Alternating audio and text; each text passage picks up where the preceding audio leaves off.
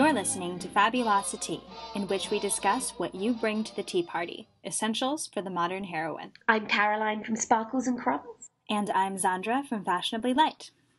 Welcome to episode 15, which we discuss faraway friends. So why this topic?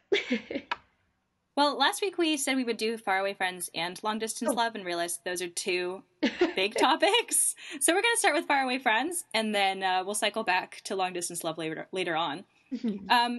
But for right now and for most of my life, actually, I have had long distance friendships with most of my friends because my family moved around a lot, and just moving back to Boston from the UK, most of my friends live in Europe. So it's been, it's quite a challenge, but it can be really fun as well. Well, FabulosiTEA is a long distance friendship.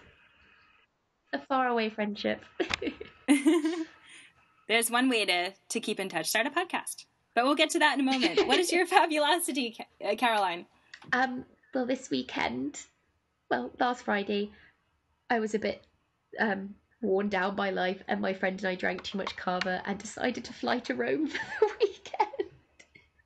So we booked our flights on Friday, and then we jetted off very early on Saturday morning, fueled by Bucks Fizz, and just spent 2 days in Rome, which was gorgeous. We had glorious weather. We ate so much pork cheek pasta, drank so many cocktails, and we went and visited Via Margutta, where Greg Peck's house is in Roman Holiday. And we met my blogger friend Natalie, who writes an American in Rome, who gave us all her foodie recommendations. And it was just wonderful. Our only mistake was coming back, really. Well, I was going to ask, I feel like we have to go to Rome at some point. Yes, I'm always happy to go to Rome, clearly, apparently. You wouldn't mind going again? No, well, I need to go with my cousin Kate and Sarah from the Laughing Medusa. I promised them both I'll go. And so I'll just make a few trips this year. It'll be fine. You need to make those as little tickets and say, here, I owe you one trip to Rome. Yeah, so if you're listening, Kate and Sarah, I haven't forgotten you. I definitely will come back with you guys. And it'll be amazing. And we stayed in a lovely little room by the Spanish Steps. Have a big 4-poster bed. It was glorious. So fabulous. Definitely restored my spirits.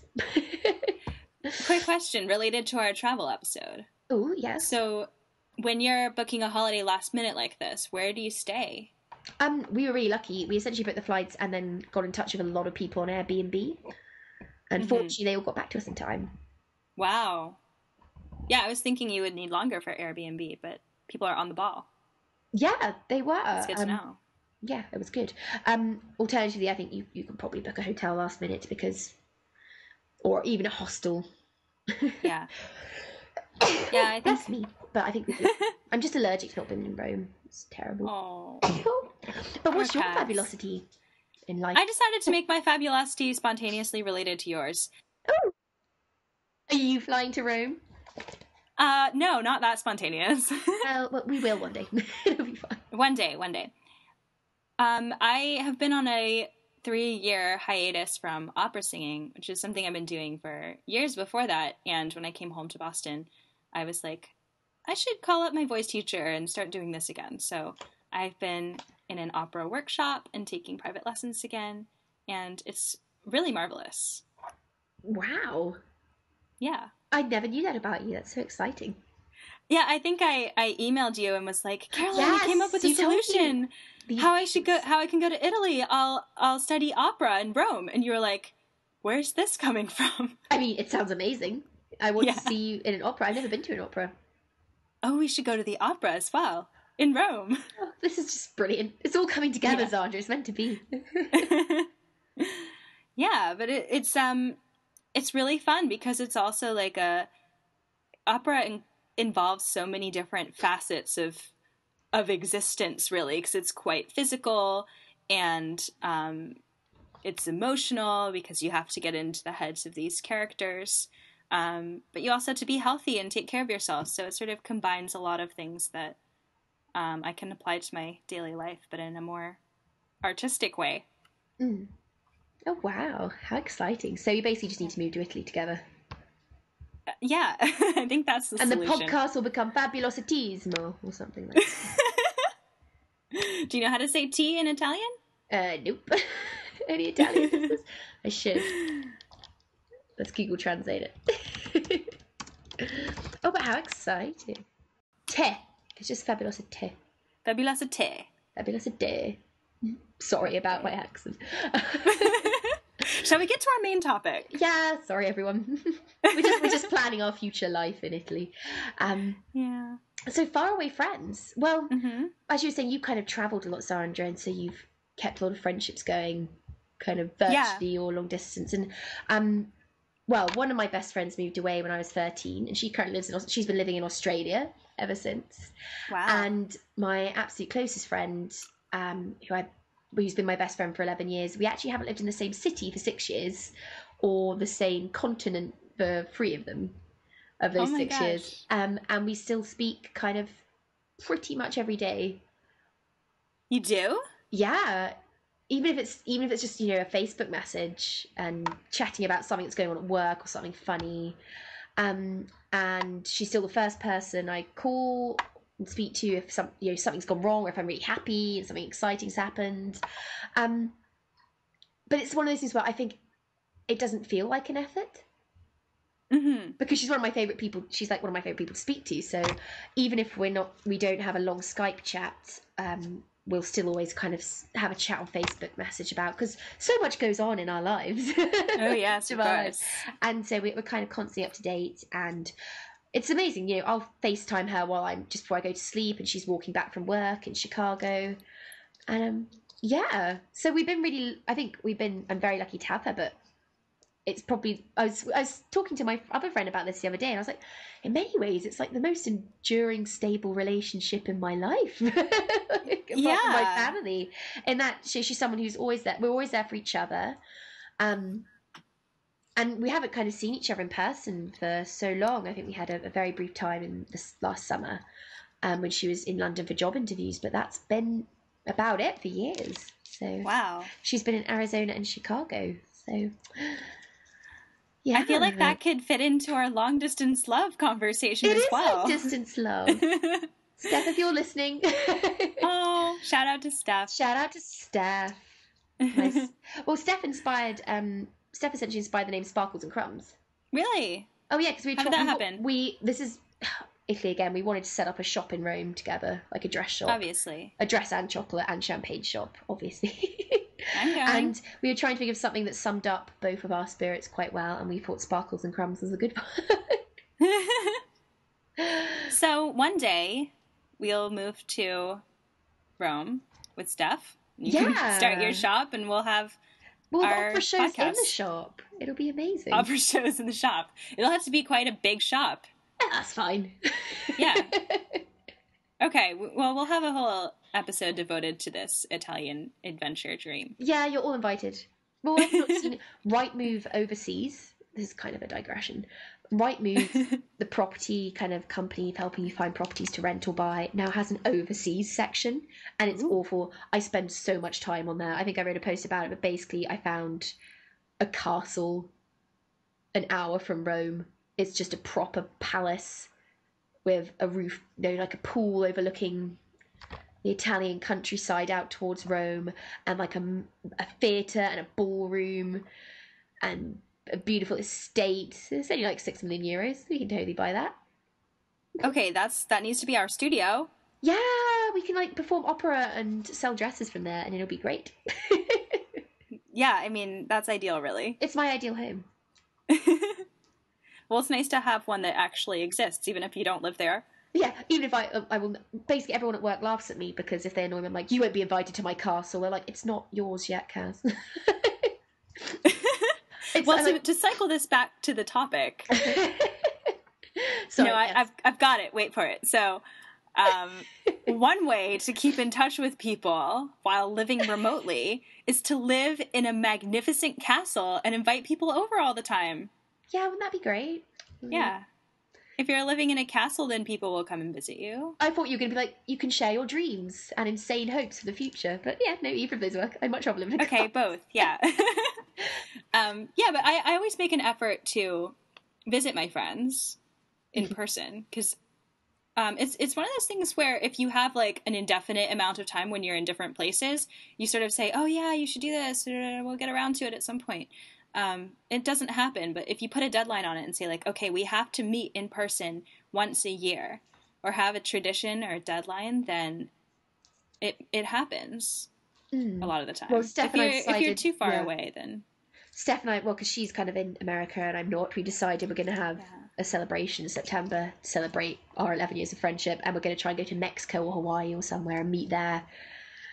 Awesome. And that'd be good. But I think the thing with friends is it's obviously so much better to see them in person, but in a way it isn't with a romantic relationship. It's less pressing to have them physically there. Right. So Steph and I would have Skype nights where I remember our first year of university together on Valentine's Day. We were both single, and we basically had a Skype date. We bought each other a load of chocolate and champagne, like sent them both up. Oh. Because she was in York and I was in Cambridge, and we sat and watched like our favourite movies on Skype. It's kind of sad, but beautiful. That's fantastic. It wasn't sad. It was brilliant. Yeah, that's not sad at all. People have way worse Valentine's Days than that. But I think, of course, the miracle is modern technology.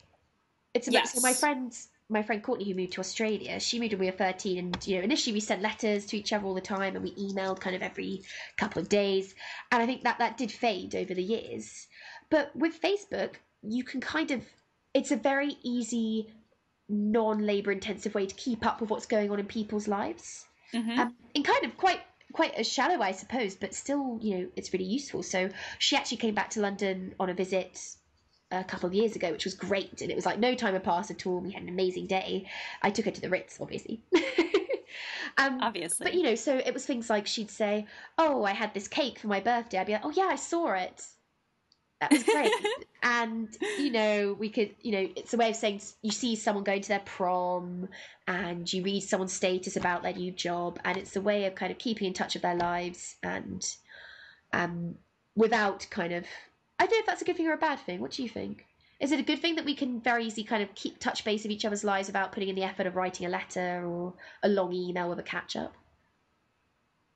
I think it's somewhere in the middle. So it's a good thing to have that technology, but it's really how you use it. So for the most part, when something major happens in my life, I send out a mass email to my closest friends and tell them before posting it publicly so that they know before I announce it to the world. And it's just remembering to do that and to think of people that way that makes you feel closer to them, makes them feel closer to you. Yeah, I think it's. I remember being very little, not little. I was maybe 11 or 12. One of my really close friends lived. It seemed really far away at the time. She lived like an hour away, and we didn't go to school together. So we never saw each other during term time, and we both shared a real interest in kind of magic rituals and fairies, as you do when you're 11 or 12. And we used to send now. Yeah, exactly. Well, exactly. And we used to send each other I still have all these letters we used to send each other. And I'd look forward to getting them in the post every week. And we'd send each other little crystals or spells we'd found in magazines we'd read. And it's this huge correspondence that we had for about a year. And I think obviously Skype and FaceTime and Facebook and WhatsApp and even just mobile phones are an absolute miracle. I never get over what a miracle is, that I can call Steph and see her face and talk to her when it's midnight here in England and it's 5 o'clock in Chicago, and she's for free. It's incredible, but it does. Yeah. I think it's easy to get a bit more thoughtless with it. Yeah, I was going to say also the other downside of technology being so prominent is that postal rates have gone up enormously. Oh my gosh! So yes. I love sending things in the post, but now more than ever, I question it because of how much it costs. I love getting your postcards in the post. They're so lovely. Well, and Steph and I have tried to send each other presents and they've got lost in the post. Like really lovely presents, or they take kind of months to get there, or they get returned. And we need owls. We do need owls. And talking about your magic correspondences, I had similar things with some of my pen pals growing up. We would pretend to be Harry Potter characters, and we would draw, actually we would cut out little paper coins and decorate them like galleons and newts and things. And then on the outside of the envelope, we'd say like delivered by, Canis. That's the name of my owl, because I have a collection of Harry Potter owls. And Amazing. we would say, yeah, we would say like delivered by owl post, delivered by this particular owl. And then my friend Erin and I would send letters back and forth to each other, and also include letters to and from our dolls. Like our American Girl dolls would write letters to each other. So whenever we'd sign off, we'd have like little notes to all the other dolls. So stories can be such a great way to kind of stay connected. So, yeah. Trying to cut a very long story short, Steph and I loved the movie Swiss Family Robinson when we were at school. Have you seen it? A long time ago. Yeah, I was at Disney World, and they have like the reconstructed playground except version. It's nowhere near as good as the actual treehouse, because it had like parrots and a bath in it, which was amazing in the movie. And we loved the movie, but we really hated the heroine. You know, kind of that whiny girl birdie. So we were like, this movie would be much better if we were in it. So for Steph's birthday, this is the kind of thing I did. I didn't do much work at school, clearly. I rewrote the entire story with us in it as the heroines. Oh my gosh. So Steph got, you know, the attractive older brother as the hero. And we cast our hated science teacher as the pirate villain who we triumphed over. So it was like a probably like 150, 200 page novel of this. That's so great. But then when we were kind of apart, I think it was the summer we were apart, when she was in America and I was in England, we would literally be on the phone planning like the sequel together and thinking up plot twists, and then I'd write it up like the next day. Well, similarly, Erin, who I was just talking about, and I wrote a children's book when we were children. And over the years, we've been sort of sending it back and forth to each other. And especially lately, we've been really editing it down to make it good. And that's a really great way for us to keep in touch, is through a project. And that's what FabulosiTEA is as well. I mean, like, I know I'd still obviously want to speak to you, but having the weekly date where we have, you know we have to get something out and publish it by. Yeah. And sometimes you'll be like, oh, but I'm so tired. But as soon as you do start talking to you obviously really enjoy it.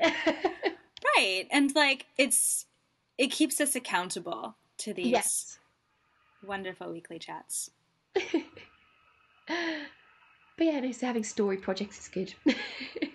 Yeah. But I also have a tradition where every time I find a free postcard, or not even a free postcard, but something that makes me think of someone, I just like write it and send it right away.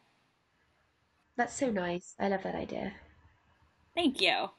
So, quick question. I think these kind of friendships that you do actually keep constantly touching base with and stay very much in each other's lives with, often, I'd love to get listeners' feedback on this, by the way, often is more girls.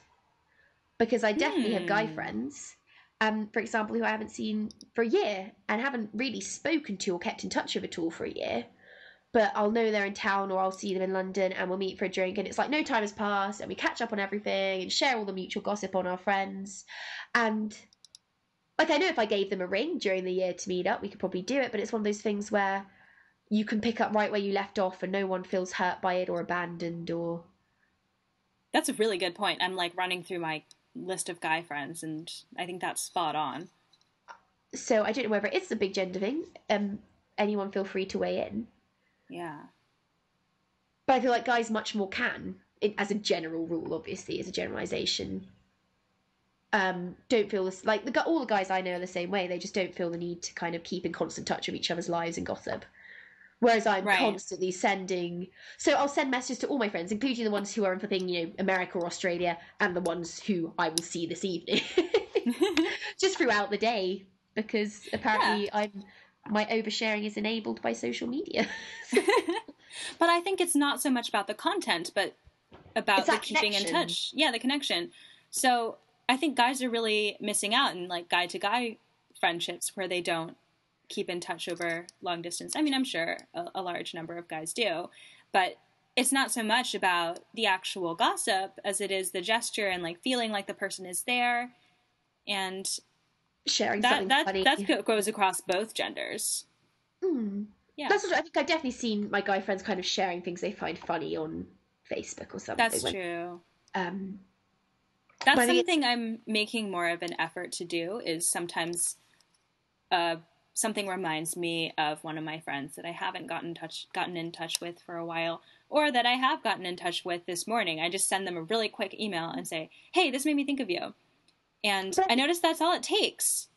Sometimes I feel like, oh, I shouldn't say that to that person because I haven't seen them in years. I should like write them a paragraph instead. But I think having a little ping is nice.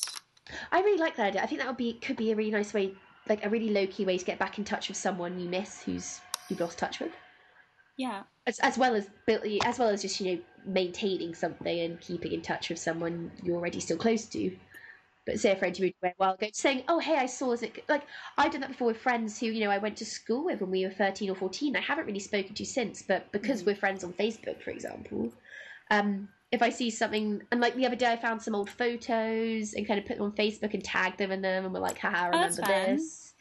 And, loads of people liked it and kind of joined in the comments, just like having all these funny memories. But yeah, I like the idea of seeing something current that reminds you of them. Right. Like, oh, I saw this TV show and you'd love it, or something. Or yeah, exactly. TV is also a really great way to keep in touch with people. Because, like, my sister, for example, we are both really into Survivor. So every Wednesday night... Survivor, Xandra, I could never have guessed. Okay, I keep plugging Survivor on this podcast. It's really good, though, guys. Sorry, I was interrupted. Carry on. It's not FabulosiTEA at all, but it is fabulous. Yeah, FabulosiTEA is about high and low culture. It's fine. It's embracing everything. I don't even think of it as low culture so much as geek culture. Entertainment. It's entertainment. Yeah. It's really geeky. Sorry, that wasn't even insulting. I watched Pretty Little Liars. Yeah, well, Pretty Little Liars as well. It has great fashion and terrible writing. Yeah. Anyway, the day after Survivor airs, my sister and I talk for like an hour about who should have said what to whom and who should have played something differently and what's going to happen next week.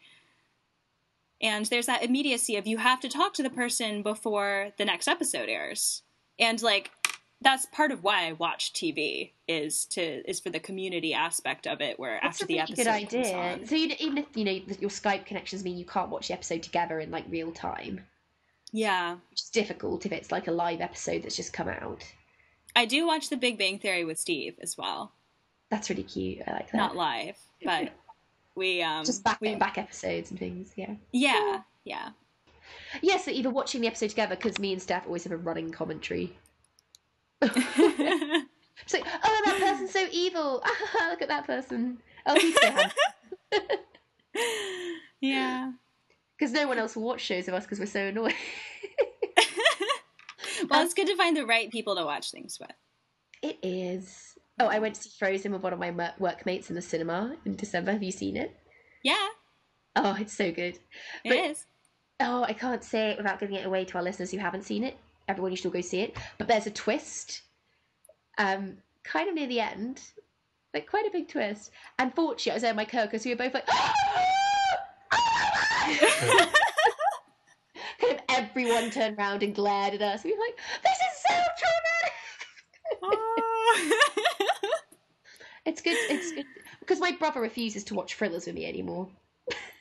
I can't wait to go to the opera with you. Oh no, it'll be awful. I'll interrupt it. I'll get too excited. That's how people used to watch it, though. They like yell out "Brava!" like in the middle of things. Oh, so very Italian. Yeah, I can get on board with that. I like your idea of like either watching it together or getting online for a recap. Yeah.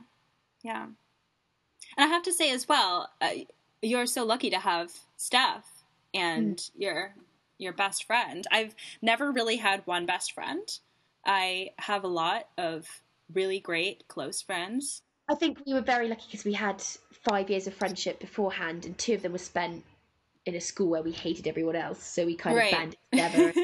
And another year that was, well, we spent 2 months traveling together as well, backpacking in each other's pockets, and so we had like a really good foundation for it, I think. And but I definitely wouldn't say we've grown any further apart.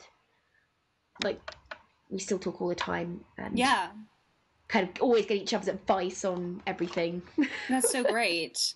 I mean, I think that's one thing, is sort of maintaining that immediacy that you have every day, and also maintaining a friendship that isn't your only best friend, because when I'm in one place, I'll have other close friends around me, so it's easier to keep in touch with those people than the people who live across the ocean, who are closer to their close immediate friends.